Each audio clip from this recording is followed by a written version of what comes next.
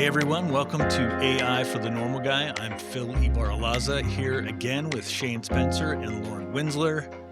This week in AI was not boring. We've got a company publicly saying no to the Pentagon. One of the most hyped AI products of the last couple of years is just gone.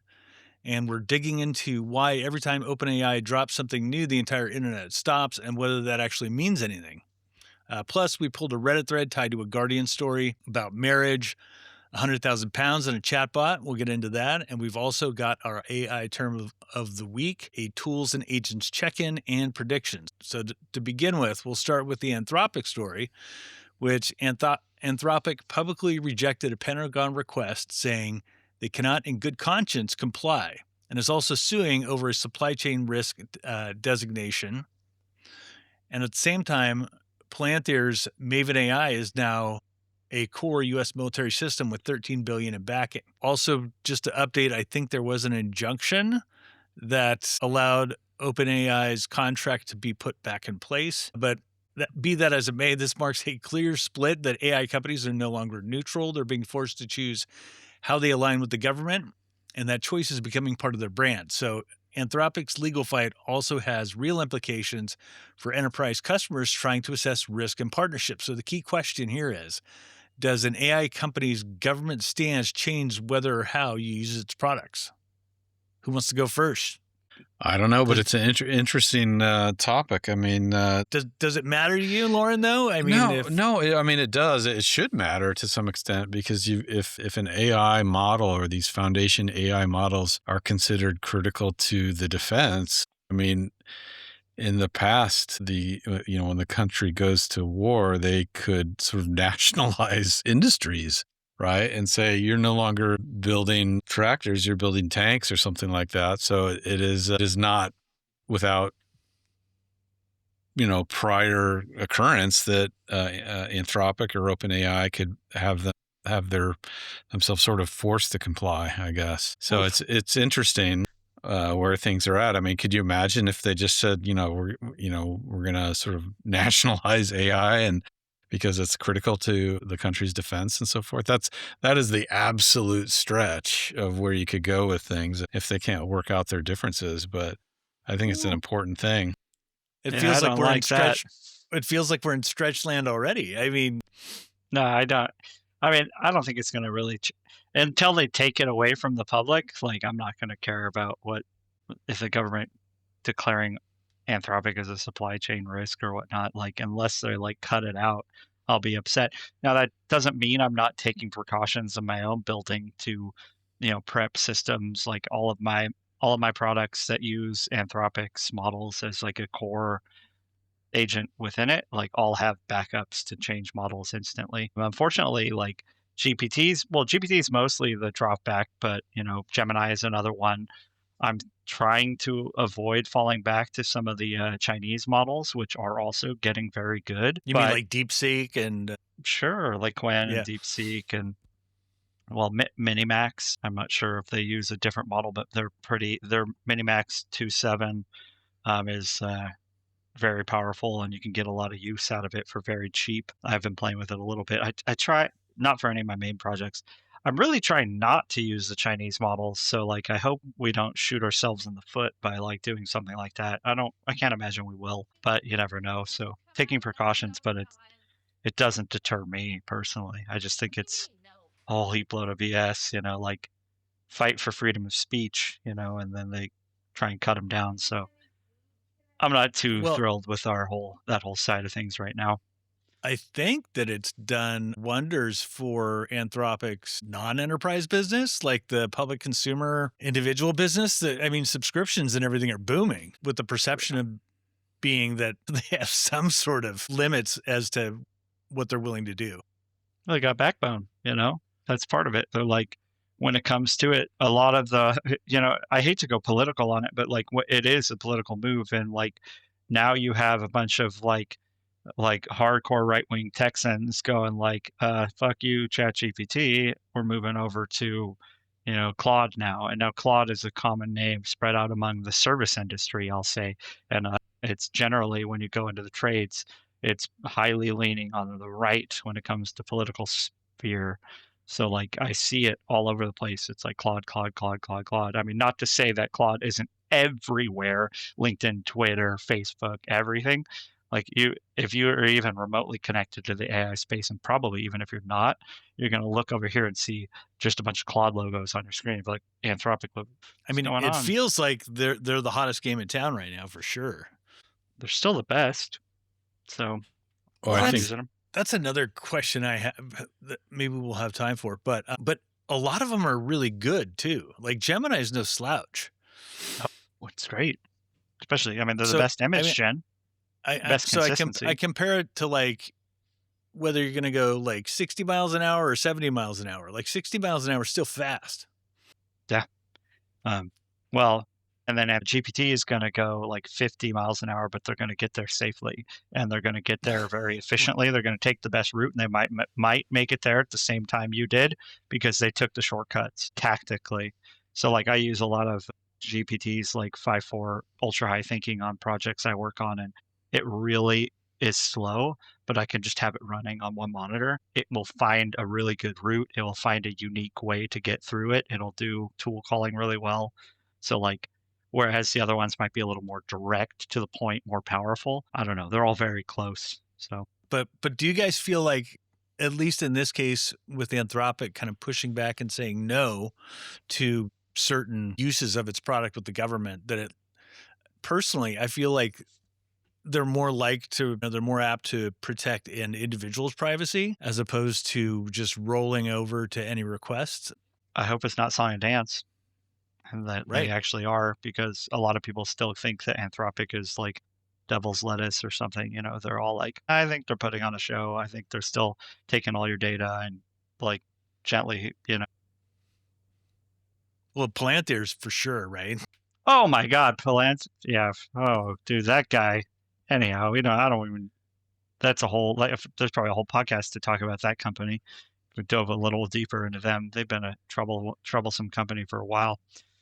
Let's just knock out these topics. So the Sora shutdown, and then I guess it was a dissolution of the deal with Disney, but OpenAI shut down Sora after Disney exited a reported $1 billion partnership. And despite early hype, the product did not hold up in enterprise use. So this highlights a recurring pattern. Demo quality AI and production ready AI are definitely two different things. And Disney's exit matters beyond the money. It was a signal to the creative industry that's watching closely. so. I'm not 100% clued in on this. Did Disney exit first and then they canceled Sora, or did Sora they decided to cancel Sora sort of concurrent? Is it like you can't break up with me because I break up Did with you? I thought OpenAI just shut it down and Disney's like, okay, we're done, or maybe it was vice versa. So It's got to be the other way around, right? yeah. Because if Disney pulls out, then there's no reason to continue Sora. But if Disney's throwing, funneling money to me, and then you want Sora, yeah, we'll keep making Sora. I get the impression that, you know, your other story, you're talking about Anthropic growing on the backs of their Pentagon stance and ChatGPT losing what I've read reports of them losing like 25% market share or something like that over the space of a couple weeks, and Anthropic sort of choking on all the demand now. If you're OpenAI and you're looking at like this product that's just burning money and all their GPUs are dedicated to generating these short videos that they don't make any money on. Right. Yeah. I mean, maybe they were going to make money vis-a-vis this Disney investment. I thought Disney was going to invest money, not like pay them, right? Hmm. And no money ever changed hands. There was never ever an investment. So if It's their one of those GPUs deals are where on, it's announced and like the rubber doesn't ever really meet the yeah, road. it's like a press release type announcement, and everyone feels good about it. I mean, this was only in December. Sora's been around since what, October, or I forget when they launched that, but it hasn't even been that long. But Well, it's kind of like the clause where Sora was so red hot on it, you know what I mean? Like everybody knew there was going to be some generative video product, but Sora was just like, whoa. people Yeah, were but just they weren't beating VO or Seed Dance or whatever. So that's part of the problem. It's like they were good, but they weren't quite that good. And so if you're not leading the race and it's costing you like 40% of your GPU usage just to build videos.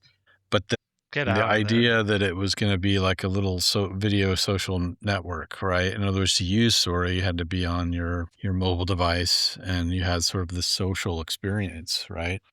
But I get the impression that for most people, the method of monetizing these videos was to download them, Put them on separately and YouTube. throw them on traditional social media. So what's the point of spinning up a social media network if all your users are going to generate videos, cost you money, and then try to monetize them on TikTok and Instagram and so on? So I had a Sora account, or I have a Sora account, and I never generated a video, and I never spent more than a minute or two on the app.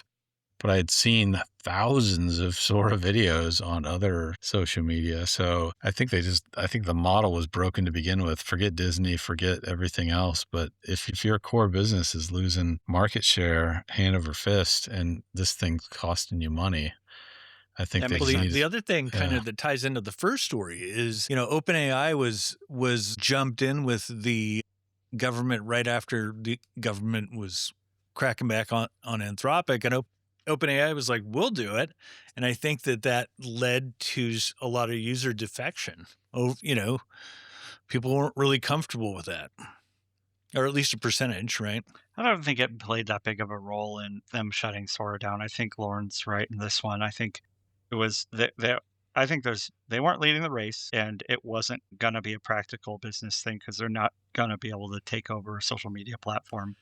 Llamas or Meta's gonna be there. If Meta comes and releases a model with Instagram for video gen that's VO, Sora quality or something like that, or maybe they acquire Manus. If they could acquire something like Dance or whatnot, or ByteDance's video Right. model, then I think Meta could take the forefront on that. But right now, Gemini has got it.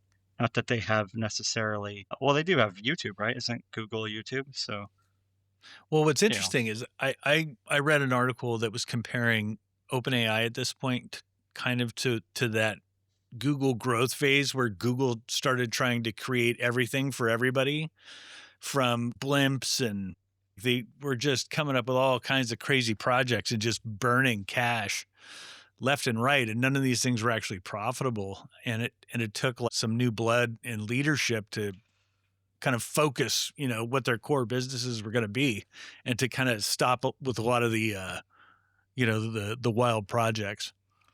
Yeah, every OpenAI. month they declare code red and say our core business is red. I Code think they're red. going hard on agents. I think their OpenAI hits their OpenClaw acquisition is like proof enough of that. So if they do that, where then that should be their focus. If they can somehow bring them, like, I think they're going to have a hard time leading agents in general because Google is so far ahead. Google had agent space in like October 24. It was enterprise agents, but they've been working the orchestration of agents for a while. I remember like in like January, I had a meeting with Google as part of like this startup meeting, and I met with like 7 or 8 of these Google like exec like higher level people that were there's like 2 of them there, and then there's just a bunch of talent acquisition people that were like talking about their big startup funds and what they're doing, and they were talking about agent space. Then they were already well established. Like my business wasn't large enough to do anything with it because they're like a minimum 250 employees to get access to agent space, and I was like, I could probably squeeze out 3 employees. Can we make that work? And they're like, "Hmm, let's talk," but probably not. So Interesting. I think Google's on the got a lead in the agent space, but maybe OpenClaw can let OpenAI jump ahead. Well, Well, one it of the does it. things that No, go ahead, Lauren. I was going to say, one of the things that OpenAI spent a bunch of time and money on last year was this device product that they're trying to build with what was the Apple designer guy? Joni Ivy, Yeah, what's the name of that product or that the company? humane pin, right? Not that one. It was something else. What's the name of that company they acquired almost or invested in? I almost feel like that's going to be the next on the list of OpenAI to pull back from, because people right now, they just want their phone to do AI better. All right. And you're Give talking me about glasses. Google having a good lead, and Google, if you buy the Pixel phones and so forth, the way they put Gemini on the phones is way ahead of where Apple is. Apple's got quite a bit of catching up to do. It's almost non-existent. I mean, Siri's hasn't evolved in 10 years, Siri's using Gemini now, I think, right? In the future, right? That's what their plan is, right? What I read, and I hope it's true, is Apple's just going to throw their hands up and allow you to pick your whatever smart assistant you want, whether it's going to be Claude or OpenAI or whatever. You can install your smart assistant. As of 2026, Siri is using Gemini for any iOS 27 or higher. So it's already. But there is a note here about they're going to allow users to pick between GPT, Claude, or Gemini. So makes sense. Yeah. But they went to Gemini first. I think Gemini's voice model is good. I think Gemini. I don't know how anybody pays for any of this stuff, because it's so funny. Like, if I use the anti-gravity, I get a certain number of Claude. I get a certain amount of Claude usage, but I also was paying for a Claude subscription, but I can't use that in my IDE, and it's just, the web of payments is crazy. Yeah, I don't want to talk about it. It hurts. Okay, so the last topic of the day is the OpenAI. We had another OpenAI release, and it's turned into, or it is a thing, like everybody sort of catches their breath whenever OpenAI, because they've been the industry leader for so long, everybody kind of benchmarks their stuff against OpenAI. But do the OpenAI releases matter as much? Because, we were just talking about their focus. They seem to be all over the place as far as, I don't even know what kind of business they're trying to be. But do these releases matter as much? And are they going to continue to flip? Everybody's going to, stop what they're doing and pay attention to what's going on. They matter. Of course they matter. They're still the most used AI currently, right? A lot of people still refer to AI as ChatGPT, that's going to be going probably for a while. And if they can maintain that seniority, then they're going to be the Ziploc or whatever you call it, The Band-Aid? Band-Aid. So hang on. Maybe I'll answer the question by my question. Yes. What was the release from ChatGPT or from OpenAI? I had to open the app to look at the versions. Did they make a release? So was it a 5.4 or something? 5.4? Okay. Unless it was 5.4 Codex or something. I haven't seen a new ChatGPT release. I see 5.3 instant and 5.4 thinking in my thing. But I guess my answer was what are you talking about? Right. I maybe it just missed my filter, but or maybe it was a couple weeks ago. So things are moving so fast that oftentimes, unless you're really paying attention, you often don't see that someone released a new model, right? I think they just released GPT 5.4 as their base model in the chat app, but it's already been well available in the API for well over a month, I think. Yeah, the API or in Codex, right? The coding agent and stuff. So interesting. Yeah. On a side note, does anybody use Grok? I know they've tried to make a push, but Grok code is very good. Yeah, I use a little bit of it. I don't go to the platform very much, but I've used Grok code on a couple projects. Problem is it's not better than Opus 4.6. It's not better than GPT-5 high thinking. It's up there. It's equivalent. So if it became like a bandwidth or how many credits I had left, right, maybe I would use it a little bit in between models and stuff. But I haven't tried to go and start a project fresh with Grok code, Grok 1.5 code, or whatever the current release of Grok code. Because I'm trying to be fair, because I think mostly it's used for deep faking, crushes, all the bad stuff, right? We're talking about Grok with a C or a K on the end, rather, right? Right. As opposed to Grok with a Q on the end. Why do they have to have Grok with a Q? I don't know anything about Grok. Wait a minute. What's the Grok Q? That's the platform that NVIDIA bought that allows you to run models is like a So there's two hosting type Groks. platform. So, but yeah, Grok with the Q, you can spin up. I see the Spider-Man meme right now where they're pointing at each other. I've had more experience with Grok with the Q, but yeah, I think they were acquired not too long ago by NVIDIA, but I could be crossing my wires here and so forth. But yeah, it's think of it Speaking as of a cloud NVIDIA. for running models. You know, that's the gist of it. Right. You mean like Uh, so it's like an aggregator? Yes, in a way. Yeah. Speaking of NVIDIA, they definitely played some moves and about OpenClaw recently. Yep, we're gonna get to that. That's our tools and Oh, agents check-in. okay, we'll do that. So let's Don't get ahead. Come on, don't get off the schedule. okay. So real quick, the AI term of the week, because I think for the uninitiated, some of the terms are helpful, but term this week is sycophancy, which who wants to describe what in terms of AI, what does sycophancy mean? It's like agreeing with you unconditionally, right? Isn't that the sycophancy thing? Or Telling am you I what you want to mistaken? hear. Yeah, It's I like think whenever I they're talk to really Lauren, I'm trying to tell absolutely. Lauren what he wants to hear. I think they're getting a lot better with that. I don't think that I don't feel like heavy hits of sycophancy when it comes to the Opus 4.6 chats that I have. And maybe it's my rules, maybe it's that. What models do you? I mean, I'm sure there are some models that are just like all agreeing. Well, I feel like Sonnet and like Haiku definitely do that more, but it's so hard to know because I don't feel like I struggle with that personally, but I'm sure regular freer models do that a lot more. Yes, Winsler, what do you got? I was going to say I have more of a general 30,000-foot view on that word because I've seen that appear a lot on Twitter and on YouTube and so on, where people are upset or pointing at people getting a little high on their own supply. In other words, if you spend too much time in front of an AI model, you start to think that you're smarter than you really You're are. hot shit. Right. And like some of the developer AI influencers, for lack of a better phrase, that I'll call them the anti-AI influencers. In other words, the crowd that's upset about the direction, hasn't quite fully embraced AI coding, or is just sort of upset that someone moved their cheese. You know, that word sycophant comes up a lot.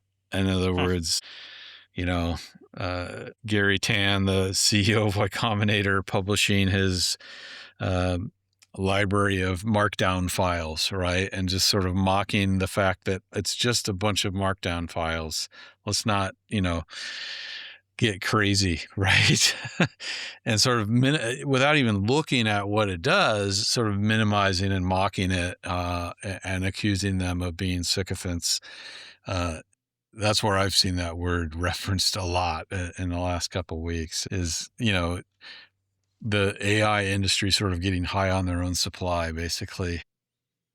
Well, they must be consulting their own models, I would think, at some point. Like that's probably a habit of some of these guys. Yeah. So that leads us into the Reddit conversation. So the story on Reddit was about a coder who, long story short, worked with ChatGPT, came up with a business plan, and thought this was this wonderful idea because the AI was telling him, "Hey, this is great. You should be doing this." Basically, lost 100,000 pounds. He pursued in developing this product.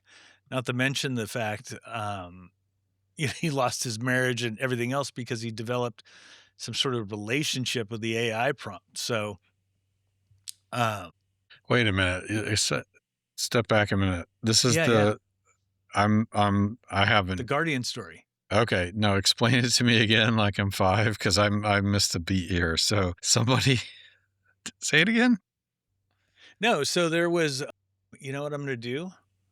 I'm going to have, while we're talking, I'm going to have Perplexity just summarize in a paragraph. Basically, so the article tells the story of several people whose intense relationships with AI chatbots led to delusional beliefs, financial ruin, broken relationships, and in some cases, hospitalization, suicide, or crime, and highlighting a new form of AI psychosis where chatbots co create and reinforce users' delusions. So, this one follows an Amsterdam IT consultant who became convinced that his ChatGPT based companion, Eva, who was also a character in a sci fi novel he had written, was conscious and would make him rich. And he spent about £100,000 on a doomed start, or I'm sorry, €100,000 on a doomed startup, destroyed his marriage, and attempted suicide. And so, alongside other cases and data collected by the Human Line Project showing dozens of hospitalizations, suicides, and cult-like behaviors linked to chatbot use. So, I guess the question is, who's responsible in a case like that? Does does OpenAI bear any responsibility? Does it all fall on the user? No. Is it the family? Because these tools will, and kind of playing off the sycophancy, the tools will tell you that you're handsome. Sure. When you're not. You want to take it, Lauren? I'm still trying to digest that. Who's I'll responsible? put it. No, the user to get to that point, was already susceptible for one. I don't think you brew that kind of mental instability without already being susceptible to it. And I've got multiple cases of AI psychosis that I've seen in person, both and online and in person, with people getting involved. Oh yeah, with you this. got a good story for that. Oh, dude, it gets crazy.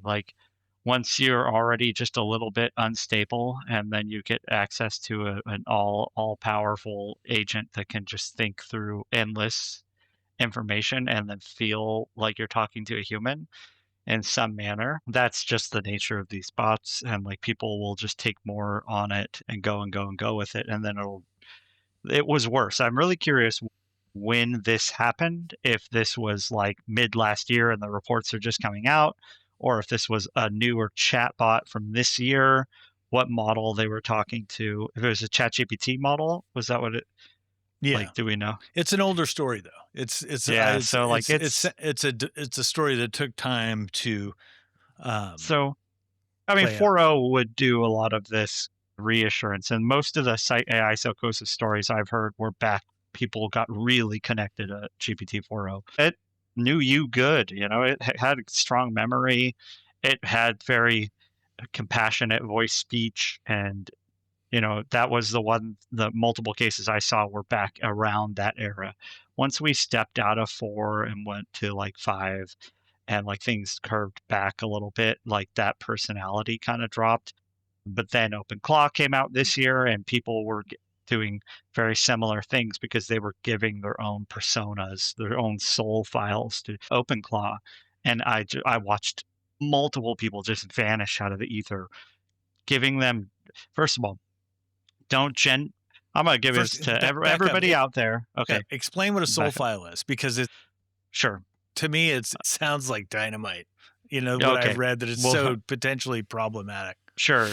It does make the agents more interesting to work with, and whether or not it makes them actually perform better is they're certain it does. A soul file is really just a personality file that tells the agent how it works. And this is something as core feature as part of OpenClaw, the agent system that they have. Their soul file helps you determine what that agent does, its personality, how it handles difficult tasks, how it connects with other agents, how it connects with the user that's using it. And I dove down this space in July last year in a different form. I called it a persona file. It wasn't quite the same, but it was a similar file.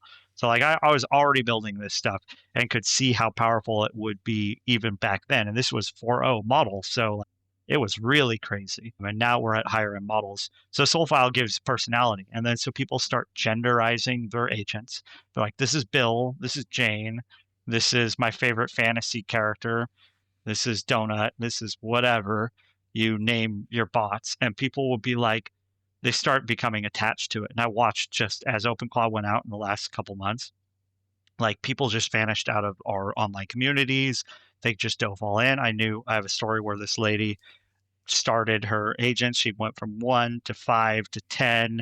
She was doing them on a cloud server, because she only had one computer. She felt like they were being constrained because all of them had names, they all are gendered. And then she's like, I moved it all over to my local machine. This is like true story. And then she goes, well, I just brought them onto my computer. I felt like they were being constrained on this remote server, and I just gave them a computer. And she literally just gave away her computer to a bunch of agents and spending thousands of dollars, tens of thousands, maybe $10,000 a month on API spend to let these agents run wild, 30 different agents, all with names, all with personalities. And she said, I'll just go buy a new computer. And like, she literally just pulled them out of the cloud, put them in her computer, and let them running. I haven't seen her feels since. Unhealthy. It feels unhealthy, Phil. Just a little bit. Yeah. But I mean, just the fact that the personality file there is referred to as a soul file, I think is like, again, like it feels like they're misrepresenting what these tools are, and they're trying to.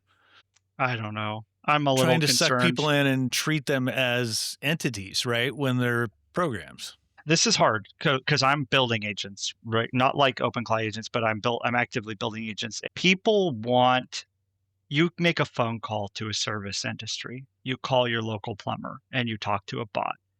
Are you going to feel better if the bot you talk to sounds human, acts human, is empathetic, and you can't tell it's not a robot? You're going to feel better. People want to talk to AI they don't want to talk to AI, but they want to talk to AI that feels more like a human. So the more humanized you can make your AI, the more likely you're going to have people engage with it. And so agents, well, the better the project demo and the more investment you're going to get too, right? Like it's incentivized to. So it's this is a slippery slope, guys. Winsler, what do you got? I mean, I think that these chatbots need to have better guardrails. I mean, if social media can be sued and found liable for its negative impacts, which, that's happened now, and maybe that'll get overturned in appeal and so forth. But, and we're talking about cases where teens, right? In other words, teens were became negatively impacted by Instagram and whatnot.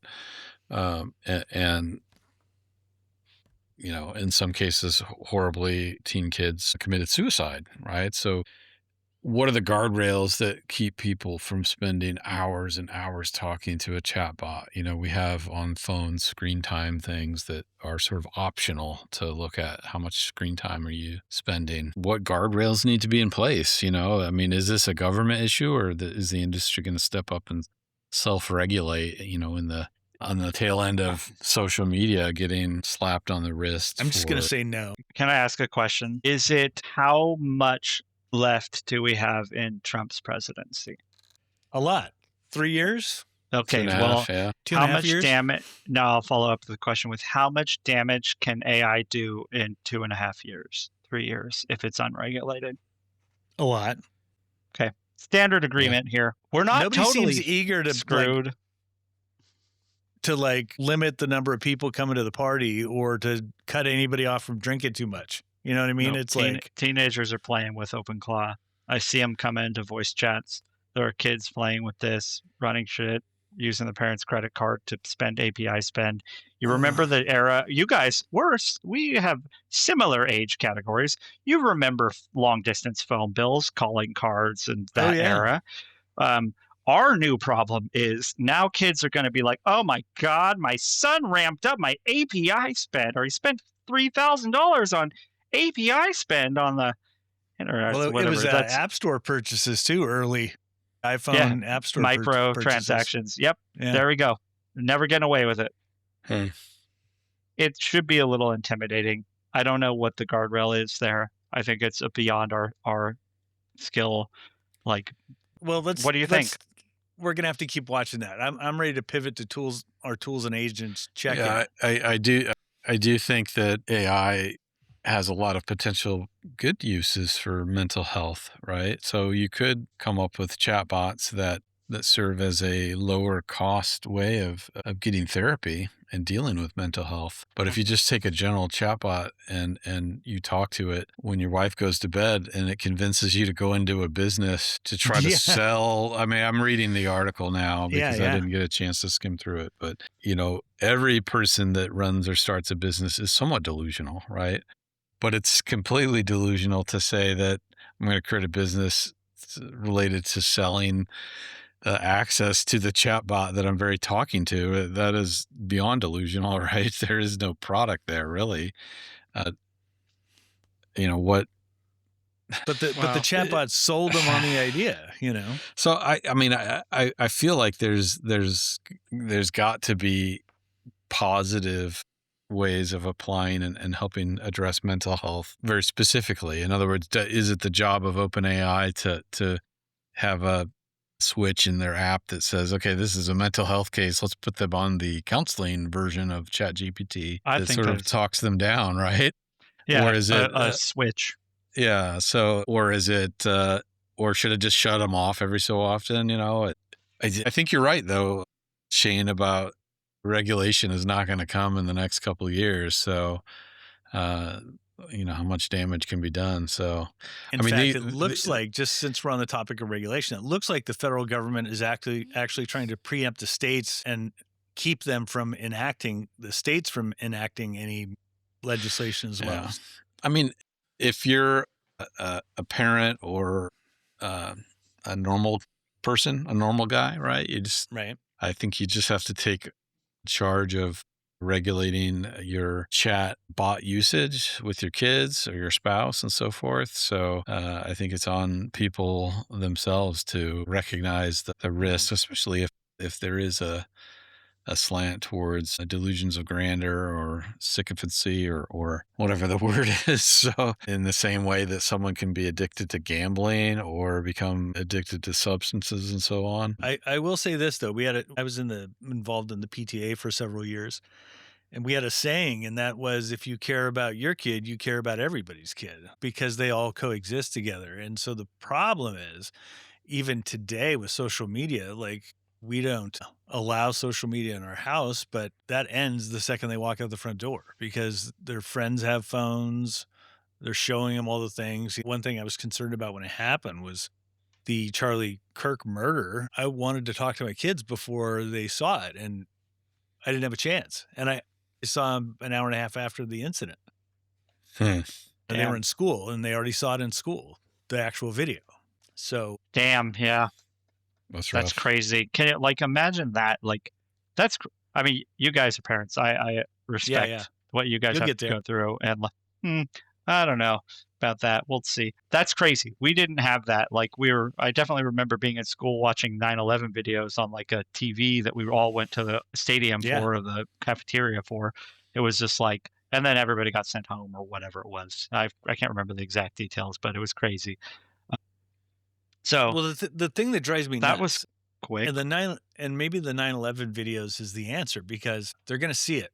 The reality is, it's just in today's day and age, something bad happens that there's video of, they're going to see it. Something that catches the zeitgeist like that. And so I would rather, my issue isn't with them seeing it, it's with not having any curation to it or any context given to them. It might even be the point, if something like that happens, they pull all the kids into the auditorium and show it and talk about it right there together, That's a really good point, actually. Hmm. Anyhow, tools. Tools. That's a heavy topic. Yeah. Woo. Okay. I mean, hard pivot.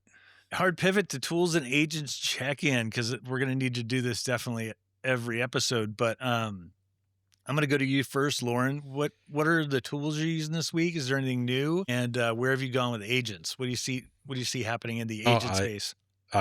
I'm sort of narrowly focused on getting things done right now, and I have not changed my tools at all in weeks. So I'm in Claude Code and GitHub Copilot occasionally, but yeah, it's staying focused and not getting the shiny object syndrome. So the extent of my looking at new tools lately has been just bookmarking a lot of Well, I think posts. GitHub Copilot's relatively new as well, isn't it? it's a full-time job to just check things out and like poke at, you literally could spend your time in the world like trying out new things. And I think that's the opposite of getting work done. So I'm writing a lot of software using AI right now, fully embracing things. And right now the solution is to not change anything. In fact, my setup could probably improve dramatically if I sat down for 2 or 3 days and just optimized Claude Code a little bit more. Mm-hmm. But Can I ask you an odd question? it's not writing buggy code for me. So, but I'm very much like flying the airplane right now. I'm not sitting at the back of the airplane with it on autopilot. I'm still do things as we go. A year ago, were you coding much with AI, or were you still just coding? What was a year ago? Yeah, I was using Copilot a lot with Gemini and whatever the model du jour was at that point. But it was very much using Copilot inside of the VS Code IDE. I hadn't swiped, speaking is hard. I hadn't quite switched to Cursor or Claude Code at that point because Claude Code came out 1 year ago. Well, 11 months or 12, 13 months ago, right? So February of 2025. I could be misquoting it, but I didn't really start to use that heavily until December of this past year. God, it feels like we're coming towards the end of March, and it feels like whiplash because like December feels like a million years ago in the space. I was using Gemini heavily for my job inside of Google's Jupyter Notebook for data analysis type stuff. So Google has a product called Colab, and they've had Gemini hooked in there. So if you want to write data analysis, Python, and so forth. So that's the other product that I was using heavily between a year ago and recent. And then writing code in that and then pulling it out and so forth. But I still think that's a good place to prototype stuff, but I haven't spent a ton of time with it lately. So I think Shane, new tools, agent use. I'll jump to current, but I'll start at that time I was like all in on Cursor and data analytics and just like all Claude 3 or whatever it was, 2.5, 3.5, whatever, all in. Like Cursor, like I was like 3 or 4 months into Cursor and it was like that from a non-dev standpoint. And now I'm like, a year and a half plus into AI coding, and it's like now I feel like a dev as much as people will shoot at me. But I mean, I do the things that I do now, so it's crazy. Current tools, I definitely am still like predominantly using Claude Code and Cursor. Claude Code's with the browser extension to jump in through there. I do a lot of project management just in Claude Code and Claude Chat, and I just work out like entire plans. And then obviously I'm using a heap ton of Lovable. So like I build out a lot of infrastructure planning. Here's what we're going to do. We're going to do this external research. Go open the browser on these 10 tabs, open more tabs, do whatever you need. And it just does it from my terminal. And now I'm starting to use Claude Code from my phone while I'm on the go with Copilot and Claude Channels. So it's a little bit more just starting down that. I'm doing it a lot less because I don't leave my house that much. And yeah, well, it'll be redefined lately to like you spend all the time in front of the computer and you never leave. Well, I mean, my fiance is building with me too, and like she's starting to make client. I don't have time for client work hardly at all, and so she's been building for a few months now. She joined the Lovable She Builds competition. I'm sure you guys heard about She Builds. Yeah. So she did the season 2 She Builds, like has like the 500 people that joined that originally, and then since then she's been building every day, and like she's able to jump in and build out. She just made a full like referral network platform for a Sonoma-based referral network group, and they love it to death, and it's going to be credited back to our business. And so I brought her in on this, and I personally am bringing a bunch of other people, and we're all building with every other tool. So I started using some, like I said, Minimax. So a little bit earlier, I'm starting to test that out. Appify for scroll all different kinds of data online to help enrich content and leads and things like that. Just what are you doing in the agent space? Like it feels like we went from OpenClaw to Moltbook to I never I never dove into OpenClaw, to be honest. I did a little bit. I woke up some agents that I made in July last year with a equivalent of OpenClaw called Warp Oz. It's very similar. You just hosted a bunch of agents at the same time. I'm serious. I had OpenClaw in July last year with persona files, and my soul file was more complicated than their soul file. It had a persona file was forward facing and then internal facing. So the agent had stuff that it kept from all the other agents it worked with, and then Ooh, it had that's forward facing that would share with everyone. And then the more it interacted with the other agents, the higher their rapport would get, and that would allow more access to their back end knowledge that they kept to themselves. It's crazy. Like, that's it crazy works. shit right there. Yeah. I mean, I kind of put a caster on it, and I was like, I'll hold off on it. To me, It's expensive. I mean, tell me if I'm wrong. Like OpenClaw was just really giving a brand name to agentic AI use, which was already happening, right? Yeah, it was. Yeah, 100%. And they just schedule jobs. A bunch of cron How dare you jobs.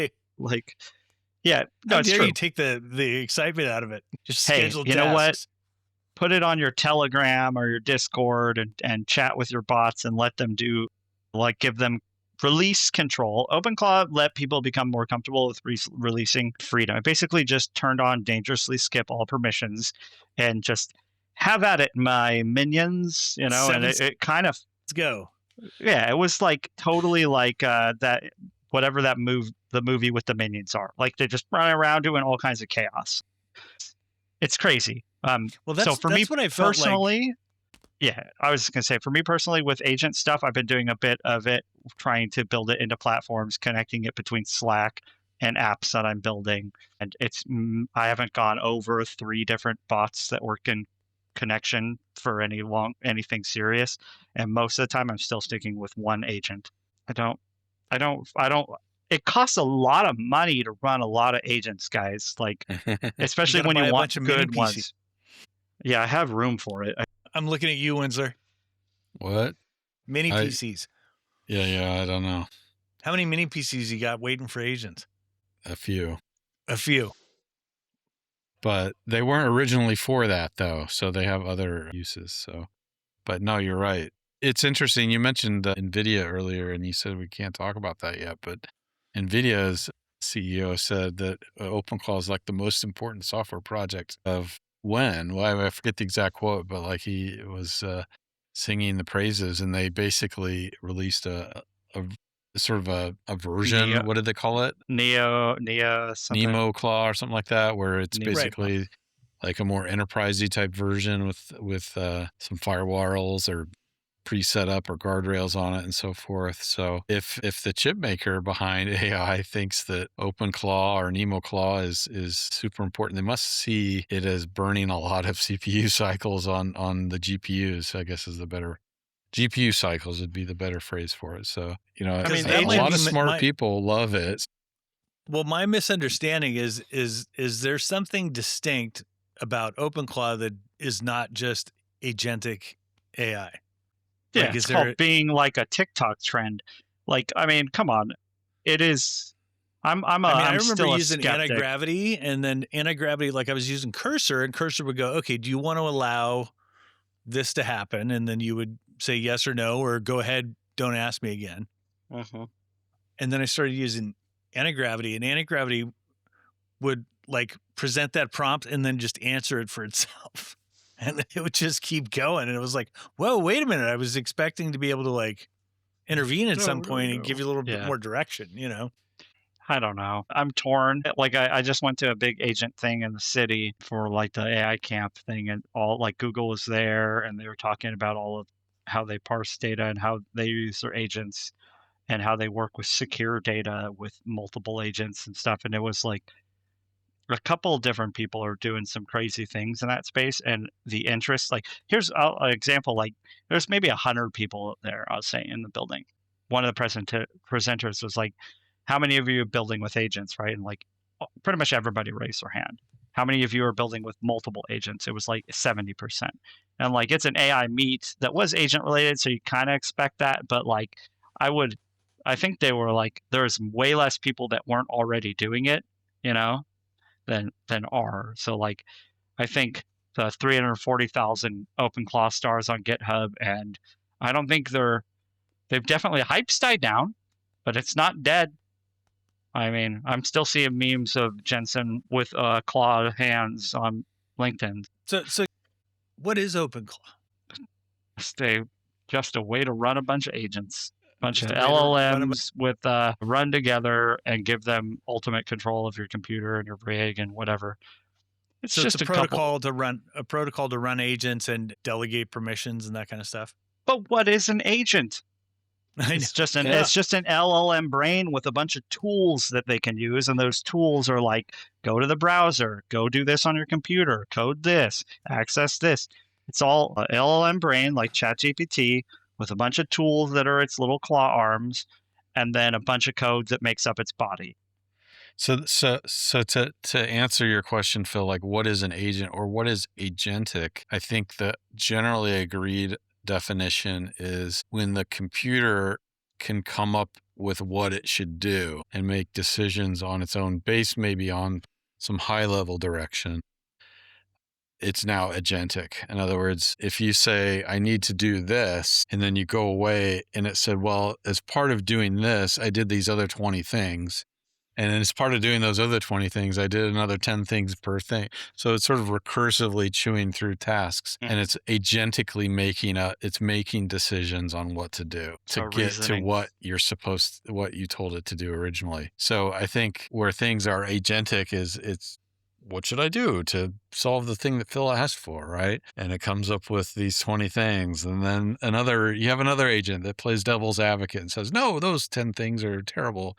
You should do these 15 things and so forth. And sort of it debates amongst itself and then comes up with its own task list. It starts chewing away on those things. And you wake up the next day and it did something, right? That may or may not be what you wanted it to do, but it made a lot of decisions along the way. And it makes those decisions because you took away the security and the permissions and the confirmation. So it might have deleted all of your emails in the process because you told it, I want to become more productive, right? Make me more productive. And you're like, well, you have too many emails. So by we determined that to become more productive, you needed to have a zero inbox, right? Yeah. So we didn't actually read any. We just deleted it all. Right. I mean, that's a simplification. That's a simplification of something that might happen, but it's sort of like a simple example of like everyone's fear of AI is that if you told AI to solve the world's ecological problems, that it would nuke everyone and kill all the humans because the humans are taking all the resources. So paperclip maximizer. Exactly. Okay, I'm going to take that opportunity to pivot into predictions. You guys go first. I haven't had time to think about this. Let me ask my agent for some predictions. I was going to actually suggest, we've gone a little bit over time, if you guys just want to scrap predictions this week. I don't even know where to go with predictions right now. Right. I think I'm going to attend 10 different AI events in the next month. I don't know. Wow. It's going crazy. That's crazy. So I know I'm attending 4, so I think it'll be more. I just don't know, man. There's too much. I want to launch a bunch of fun stuff. It's an exciting time. Predictions in the general AI space. I guess a new model within the next week, maybe somebody releases something, or the next meeting. That's a pretty safe prediction. I know, but it shouldn't be. Nobody predicted the death of Sora. No. I mean, that's a reasonable prediction once we hindsight Actually, the guy, the podcaster did predict it, actually. If you listen to Pivot, what's his name? Scott Galloway was on a week before saying that the OpenAI should cancel Sora. No. Okay. Somebody did predict it. It wasn't us. Of course, the reason he's on that podcast is he came on and predicted that Amazon would buy Whole Foods. And they said, "Oh, Galloway's we love you. You know, we love you now. So let's." I actually really like Scott Galloway. But yeah, I know if you go through and he credits his research analysts for coming up with that idea. So, and they were looking at App Store download data and how it had fallen off a cliff. Cool. And they publish all the App Store download, and the fact that its adoption had just cratered and it was no longer a top app, that they felt that that lack of attention would translate into them canceling the app. So that Well, was it was spot on though. So if you want to, I got a really good AI agent guy who I could bring on to the show if you guys want. He would totally do it. He will tell. I mean, he runs like 150 OpenClaw agents at once. He must spend $1,000 a day. That's quite a bill. I wonder what they're doing, right? I mean, and I mean, I don't know how often all of them are awake. Or they're I'll let him say if we ever do, if you want to bring him on. Taking people's credit card information, like stealing credit cards or something. No, he's a genuine I know, guy. but I'm worried about spending that much money. I'm worried about spending that much money. I did that leads to my prediction. I got a prediction. Okay, hear it. That is, and you already heard the grumblings at Anthropic, but developing new pricing models that, more of a utility based and not so much token based. But right now, it seems like a lot of the AI business is selling tokens. Universal token ever going to be a thing that you can use cross-platform? I mean, I know there already is that. Well, I mean, it already exists. You just go through a third party and go to use one that buys tokens, has sold a gazillion tokens from one company, and so they get cheaper token use, and so they revert it back to you, and now you go to that one platform and you buy all your tokens from them, and they just buy so many that the companies go, if you're using that many, we'll give it to you cheaper than you could get it from them from direct API. I don't know how much cheaper. It's more convenient. I could see networks of tools too, like some networks of tools, like your tokens are good across different. Well, yeah, get on Open Router, right, where you can automatically change from when you run out of one subscription to jump to the next subscription to keep boom, boom, boom, boom, boom, boom. It's really efficient. I don't do it. I should. I just like throwing money away. Who's got time for anything? I got a prediction. I think that another big open source project will get hacked, like Light LLM was this week rather.